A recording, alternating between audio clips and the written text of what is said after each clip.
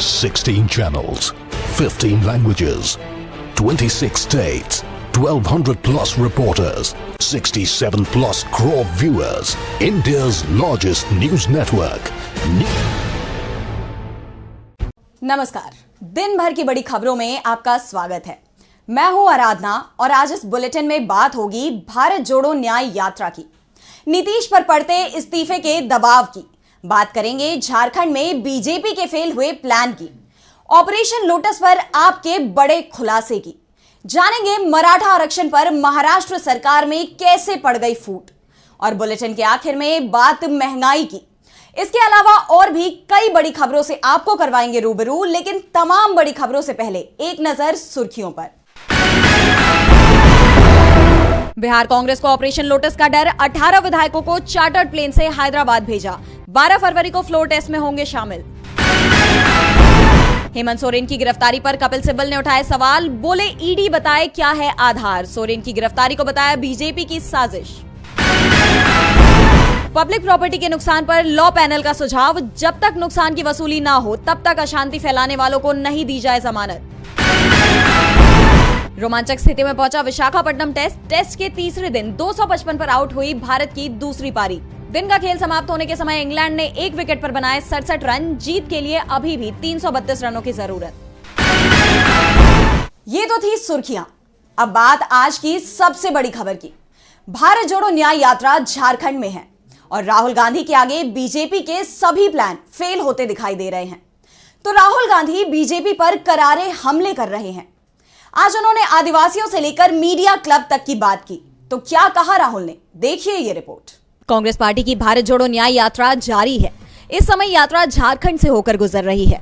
रविवार को झारखंड के धनबाद से यात्रा शुरू हुई। इस दौरान यात्रा में भारी भीड़ देखी गई। यात्रा के दौरान राहुल गांधी ने स्थानीय लोगों से संवाद किया। उन्होंने कहा, पब्लिक सेक्टर यूनिट हिंदुस्तान की जनता की प्रॉपर्टी है, लेकिन मोदी सरकार इन्हें चुनिंदा 2-3 अरबपतियों को पकड़ा रही है। मुझे लगता है थोड़े समय में झारखंड की स्टील इंडस्ट्री को भी ये अपने 2-3 मित्रों को पकड़ा देंगे। हम इसके खिलाफ खड़े हैं। राहुल ने कहा, आखिरी बात और शायद सबसे जरूरी बात, जो हमारे आदिवासी भाई हैं, उनका जल, उनका जंगल और उनकी जमीन की रक्षा कांग्रेस पार्टी करती है और करती रहेगी। हम आपके साथ खड़े हैं। आपको शिक्षा, आपके स्वास्थ्य और आपके रोजगार के लिए हम 24 घंटा काम करेंगे और इन चीजों को आपको दिलवा के दिखाएंगे। कांग्रेस नेता ने कहा कि पिछले साल हमने कन्याकुमारी से कश्मीर तक भारत जोड़ो यात्रा की थी, जिसका लक्ष्य देश को जोड़ना था। हमने देश को यह संदेश दिया कि कांग्रेस नफरत के बाजार में मोहब्बत की दुकान खोलती है। इस बार हमने मणिपुर से महाराष्ट्र तक की यात्रा शुरू की है, जिसमें हमने न्याय शब्द जोड़ दिया है। ऐसा इसलिए क्योंकि आज देश में आर्थिक अन्याय हो रहा है। देश के चुनिंदा पूंजीपतियों को आपकी सारी संपत्ति सौंपी जा रही है। उन्होंने कहा, इसके साथ ही नोटबंदी और जीएसटी के कारण जो बेरोजगारी फैली है, ये यात्रा उसके खिलाफ है। पहले पीएसयूज में आपको रोजगार मिलता था, उन सभी का एक एक कर निजीकरण किया जा रहा है। अगर ऐसा ही चलता रहा तो मोदी सरकार झारखंड की स्टील इंडस्ट्री भी अपने पूंजीपति मित्रों को सौंप देगी। राहुल गांधी के सवालों से बीजेपी पहले ही मुश्किल में दिखाई दे रही है, तो अब बिहार में उसके सहयोगियों ने अलग ही मोर्चा खोल दिया है, जिसके चलते उसकी सरकार मुश्किल में दिख रही है। नीतीश कुमार दबाव में दिखाई दे रहे हैं। बीजेपी के साथ सरकार बनाने का उनका फैसला अब जेडीयू पर भारी पड़ता दिखाई दे रहा है। तो क्या है पूरी खबर, देखिए ये रिपोर्ट। जीतन राम मांझी ऐलान कर रहे हैं कि महागठबंधन की ओर से उन्हें सीएम बनने का ऑफर आया है। कांग्रेस के प्रदेश अध्यक्ष अखिलेश सिंह ने भी कहा है, मांझी हमारे साथ आएं और सीएम बन जाएं। आरजेडी भी मांझी के साथ है, लेकिन मांझी इस समय एनडीए के साथ है। वो 2 मंत्री पद और महत्वपूर्ण विभाग मांग रहे हैं, लेकिन नीतीश कुमार मांझी की मांग नहीं सुन रहे हैं, उन्हें कोई आश्वासन नहीं दे रहे हैं। लेकिन एनडीए के दूसरे सहयोगी मांझी का समर्थन कर रहे हैं। चिराग पासवान ने कहा कि जब एक निर्दलीय को मंत्री बनाया जा सकता है तो मांझी की मांग भी सही है, उन्हें 2 मंत्री पद मिलने चाहिए। लेकिन इस बीच विकासशील इंसान पार्टी के चीफ मुकेश सहनी ने दावा किया है कि जीतन राम मांझी को सीएम बनाया जाना चाहिए। अगर एनडीए नहीं तो इंडिया गठबंधन से मांझी सीएम बन सकते हैं। मांझी पहले भी सीएम रह चुके हैं, इसलिए उन्हें प्रशासनिक अनुभव है। झारखंड में ऐसा पहले हो चुका है कि जब एक निर्दलीय विधायक मधु कोड़ा को सीएम बनाया गया था। मुकेश सहनी ने दावा किया है कि अगर मांझी को सीएम नहीं बनाया गया तो एनडीए सरकार ज्यादा समय तक नहीं चल पाएगी। मांझी के पास तो पहले से ही ऑफर है कि वो कभी भी महागठबंधन में शामिल होकर सीएम बन सकते हैं। ऐसे में बीजेपी इस समय दबाव में दिखाई दे रही है। सवाल उठ रहे हैं कि क्या नीतीश की जगह वो मांझी को सीएम बनाएगी। बिहार के सीएम नीतीश कुमार और बीजेपी दोनों मुश्किल में हैं। तो दूसरी तरफ झारखंड में महागठबंधन की सरकार को मुश्किल में डालने का बीजेपी का प्लान फेल हो गया है। राज्यपाल ने चंपाई सोरेन की सरकार को बहुमत साबित करने के लिए 10 दिन का समय दिया था, लेकिन सोरेन 3 दिन में ही बहुमत साबित करने जा रहे हैं। तो क्या है महागठबंधन का प्लान, देखिए ये रिपोर्ट। 5 फरवरी को झारखंड की चंपाई सरकार अपना बहुमत साबित करेगी। इससे पहले आज शाम को महागठबंधन के विधायक हैदराबाद से वापस रांची लौट आए। उन्हें अभी गेस्ट हाउस में रखा गया है।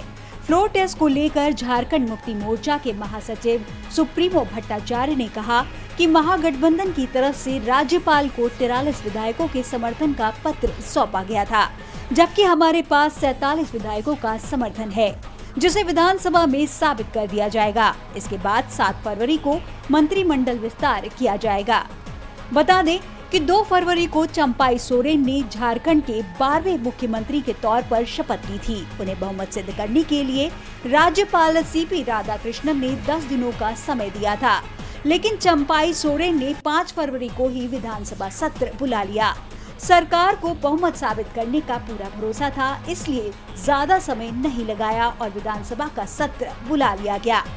7 फरवरी को मुख्यमंत्री चंपाई सोरेन मंत्रिमंडल का विस्तार करेंगे। इस बार मंत्रिमंडल में नए चेहरे शामिल किए जा सकते हैं। मंत्रिमंडल में अधिकांश मंत्री जेएमएम और कांग्रेस के कोटे से होंगे।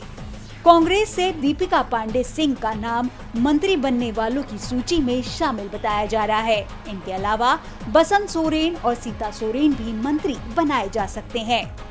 आपको बता दें कि जमीन घोटाले में फंसे हेमंत सोरेन ने 31 जनवरी को इस्तीफा दिया था, जिसके बाद ईडी ने उन्हें गिरफ्तार कर लिया था। 31 जनवरी को ही महागठबंधन ने चंपाई सोरेन को विधायक दल का नेता चुनते हुए राज्यपाल के सामने सरकार बनाने का दावा पेश किया था। 2 फरवरी को चंपाई सोरेन ने मुख्यमंत्री पद की शपथ ली और उनके साथ कांग्रेस कोटे से आलमगीर आलम और राजद कोटे से सत्यानंद भोक्ता ने शपथ ली थी। झारखंड में तो बीजेपी का दांव फेल हो गया है, लेकिन देश के दूसरे राज्यों में भी क्या ऑपरेशन लोटस फेल हो गया है? क्योंकि बीजेपी पर आरोप लग रहे हैं कि जहां विरोधी दल की सरकार है, वहां वो ऑपरेशन लोटस चला रही है। और आज इसे लेकर केजरीवाल सरकार में मंत्री आतिशी ने सबूतों के साथ बीजेपी को घेर लिया। दिल्ली के सीएम अरविंद केजरीवाल और आतिशी ने बीजेपी पर आपके विधायकों को खरीदने का आरोप लगाया था। इसे लेकर दिल्ली पुलिस दोनों के घर पहुंच गई, नोटिस थमा दिया, सबूत मांगे हैं। इसके बाद आपने बीजेपी को अपने निशाने पर ले लिया है। पार्टी का पक्ष रखते हुए दिल्ली सरकार में मंत्री आतिशी ने कहा कि मैं क्राइम ब्रांच के राजनीतिक आकाओं को बताना चाहती हूं कि आपको भी पता है कि कौन वो लोग हैं जो पिछले 7-8 साल से एक एक करके विपक्ष की सरकारों को तोड़ रहे हैं। वही लोग हैं जो आपके एमएलए से संपर्क कर रहे हैं। आपके विधायकों को करोड़ों रुपए के ऑफर उन्हीं लोगों ने दिए हैं जिन्होंने 2016 में उत्तराखंड में कांग्रेस के 9 विधायकों को तोड़कर बीजेपी में शामिल करवाया था। गोवा में जुलाई 2019 में 14 विधायकों को तोड़ा था। 2019 में कर्नाटक में कांग्रेस और जेडीएस के 17 विधायकों को तोड़ा गया। जो उनको पैसा देने ऑफर करने आए थे, वही आपको ऑफर करने आए थे। 2020 में मध्य प्रदेश में कांग्रेस की सरकार में 22 विधायक तोड़े गए। जो लोग उनको खरीदने आए थे, तोड़ने आए थे, वही आपके विधायक के पास आए थे। मुंबई में नवंबर 2019 में उद्धव ठाकरे सीएम बने। जून 2022 में शिंदे और उनके विधायकों को जिन्होंने तोड़ा, उन्होंने ही आप विधायकों को भी तोड़ने की कोशिश की। वहीं दिल्ली के मुख्यमंत्री अरविंद केजरीवाल ने कहा कि मुझे बीजेपी में शामिल होने को कहा जा रहा है, लेकिन मैं झुकने वाला नहीं, बीजेपी में नहीं जाऊंगा। बाकी नेताओं की तरह मैं हार नहीं मानूंगा। अगर मैं बीजेपी में शामिल हो जाऊं तो सभी आरोप हट जाएंगे। आपने बीजेपी पर विधायकों को खरीदने का आरोप लगाया है, जिसके बाद बीजेपी की चिंता बढ़ गई है। तो दूसरी तरफ बीजेपी की चिंता को उसके सहयोगियों ने भी बढ़ा दिया है। महाराष्ट्र में पहले से ही शिंदे सरकार मराठा आरक्षण को लेकर मुश्किल में दिखाई दे रही थी, तो अब इस मुश्किल को सरकार में मंत्री छगन भुजबल ने और भी बढ़ा दिया है।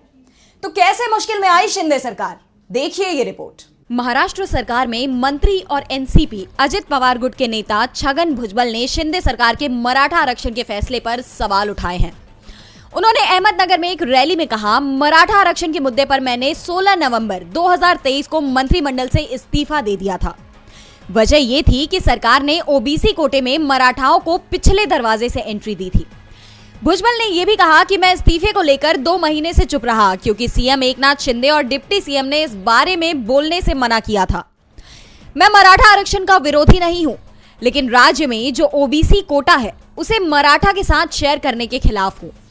दरअसल 27 जनवरी 2024 को सीएम शिंदे ने मराठा आरक्षण के लिए आंदोलन कर रहे मनोज जरांगे की मांगे मान ली थी। इसके साथ ही मराठाओं को ओबीसी कोटे में शामिल कर उन्हें आरक्षण देने का ऐलान किया था। भुजबल इसके विरोध में थे। इसके बाद शिंदे सरकार में बीजेपी के मंत्री राधा कृष्ण विखे पाटिल ने भुजबल से इस्तीफे की मांग की थी। इसे लेकर भुजबल ने कहा, मुझे बर्खास्त करने की कोई जरूरत नहीं है, मैं इस्तीफा दे चुका हूं और ओबीसी के लिए आखिरी दम तक लड़ता रहूंगा।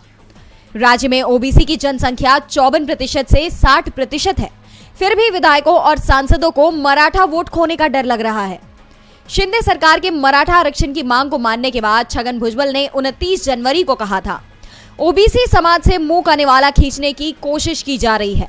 ओबीसी आयोग अब मराठा आयोग हो गया है। मराठा समुदाय के लिए जो अधिसूचना जारी की गई है उसे रद्द किया जाना चाहिए। मामला बिगड़ता देख 29 जनवरी को ही डिप्टी सीएम देवेंद्र फडणवीस ने कहा कि ओबीसी समुदाय के साथ अन्याय नहीं होगा, मैं भुजबल से बात करूंगा, वे अपनी आपत्ति दर्ज करवाएं। अगर ओबीसी समुदाय के साथ कहीं भी अन्याय होता होगा तो उसमें सुधार किया जाएगा। वहीं केंद्रीय मंत्री नारायण राणे ने भी शिंदे सरकार के इस फैसले का विरोध जताया था। नारायण राणे ने कहा, मैं मराठा आरक्षण के संबंध में राज्य सरकार के लिए गए फैसले से सहमत नहीं हूं। इससे राज्य में असंतोष पैदा होगा क्योंकि मराठा समुदाय, जिसकी एक ऐतिहासिक परंपरा है, का सफाया कर दिया जाएगा और अन्य पिछड़े समुदायों पर अतिक्रमण किया जाएगा। वहीं देवेंद्र फडणवीस ने मीडिया को बताया कि इस पूरे मामले पर मुख्यमंत्री एकनाथ शिंदे स्पष्टीकरण दे पाएंगे, लेकिन मैं अभी केवल इतना ही कह सकता हूं कि छगन भुजबल का इस्तीफा मुख्यमंत्री ने स्वीकार नहीं किया है। बीजेपी के लिए पूर्व पश्चिम उत्तर दक्षिण सभी जगह मुश्किल ही दिखाई दे रही है और इस मुश्किल को लद्दाख के लोगों ने और बढ़ा दिया है। अलग राज्य की मांग को लेकर लद्दाख में हजारों लोग सड़क पर उतर आए हैं और जमकर प्रदर्शन किया। अपने अधिकारों को पाने और मांगों को मनवाने की खातिर लद्दाख की जनता को अपनी शक्ति का प्रदर्शन करना पड़ा। लेह चलो आह्वान के बीच कारगिल और लेह के अतिरिक्त लद्दाख के दूर दराज के लोग लेह के एनडीएस स्टेडियम में एक साथ मिलकर प्रदर्शन किया। लद्दाख को पूर्ण राज्य का दर्जा और संवैधानिक सुरक्षा दिए जाने की मांग को लेकर 4 फरवरी को भी प्रदर्शन जारी रहा। लेह में कड़कड़ाती ठंड के बीच हजारों लोगों ने सड़कों पर मार्च निकाला। इससे पहले 3 फरवरी को लद्दाख में बंद का ऐलान किया गया था। प्रदर्शन का नेतृत्व लेह एपेक्स बॉडी और कारगिल डेमोक्रेटिक अलायंस कर रही है। इनकी मांग है कि लद्दाख को पूर्ण राज्य का दर्जा मिले और संविधान के 6 शेड्यूल को लागू किया जाए। साथ ही लेह और कारगिल को संसद में अलग अलग सीटें दी जाए। सामाजिक कार्यकर्ता और मेगासेसे पुरस्कार से सम्मानित सोनम वांगचुक ने भी इस विरोध प्रदर्शन का समर्थन किया। विरोध प्रदर्शन में शामिल हुए लद्दाख के लोगों ने बताया, वे केंद्र शासित प्रदेश में नौकरशाहों के एक अंतरहीन शासन के तहत नहीं रह सकते। वे केवल पूर्ण राज्य का दर्जा चाहते हैं जिसमें वे शासन के लिए अपने जनप्रतिनिधियों को चुन सके। इसी के लिए प्रदर्शन में शामिल लोगों ने क्षेत्र में कम से कम 2 लोकसभा सीटें तय करने की मांग की है। बता दें कि पिछले साल 2023 के दिसंबर में केंद्र सरकार ने लद्दाख में अपनी पहली बैठक की थी और लेह और कारगिल के दोनों निकायों से अपनी मांगों को लेकर लिखित में देने को कहा था। आर्टिकल 370 को हटाए जाने के बाद अगस्त 2019 में तत्कालीन जम्मू और कश्मीर राज्य को विभाजित कर 2 केंद्र शासित प्रदेशों में बदल दिया गया था। लद्दाख को एक अलग केंद्र शासित प्रदेश बनाया गया है। और बुलेटिन के आखिर में बात महंगाई और बेरोजगारी पर उठे सवालों की। देश में बढ़ती महंगाई और बेरोजगारी को लेकर कांग्रेस महासचिव प्रियंका गांधी और जयराम रमेश ने सवाल उठाए हैं। दोनों ने इसे लेकर मोदी सरकार को घेरा है। तो क्या कहा है कांग्रेस नेताओं ने, देखिए ये रिपोर्ट। लोकसभा चुनाव करीब है और चुनावों में बेरोजगारी और महंगाई को लेकर मोदी सरकार मुश्किल में दिख रही है। विपक्ष मोदी सरकार की कमजोरियों को उजागर करने में जुटा हुआ है। कांग्रेस महासचिव प्रियंका गांधी ने सरकार को घेरते हुए कहा कि बेरोजगारी, महंगाई की समस्याओं से देश का युवा बेहाल है और सरकार अपने उद्योगपति मित्रों की सगी बनी बैठी है। प्रियंका ने कहा कि देश में करीब 30 लाख सरकारी पद खाली पड़े हुए हैं और हमारे करोड़ों युवा नौकरियों का इंतजार कर रहे हैं, लेकिन पिछले 10 सालों में बीजेपी ने दिखावे के सिवा कुछ नहीं किया। सालाना 2 करोड़ नौकरियों का वादा करने वाली बीजेपी की सरकार न पहले से मौजूद नौकरियां दे पाई और न ही नए रोजगार बना पाई। इसके साथ ही कांग्रेस महासचिव ने पीएम मोदी पर तंज कसते हुए कहा कि पीएम मोदी चुनावों में गारंटी देते हैं, असल में उनकी गारंटी बेरोजगारी की ही गारंटी है। तो दूसरी तरफ कांग्रेस महासचिव जयराम रमेश ने मोदी सरकार पर आरोप लगाते हुए कहा, देश में नौकरियों की कमी है, वो स्पष्ट रूप से अर्थव्यवस्था के मोदानीकरण के कारण है। बेरोजगारी को लेकर किए गए नए विश्लेषण का हवाला देते हुए कांग्रेस महासचिव ने बताया कि नौकरी करने वाले भारतीयों का प्रतिशत 10 साल पहले की तुलना में काफी कम है। प्रधानमंत्री मोदी के कार्यकाल में युवा बेरोजगारी दर सबसे अधिक ऊंचाई पर पहुंच गई है। इस बीच प्रधानमंत्री युवाओं के भविष्य से खिलवाड़ करते हुए देश की संपत्ति को अपने पूंजीपति मित्रों को सौंप रहे हैं। ये पिछले 10 साल के अन्याय काल की पराकाष्ठा है। और आज इस बुलेटिन में बस इतना ही।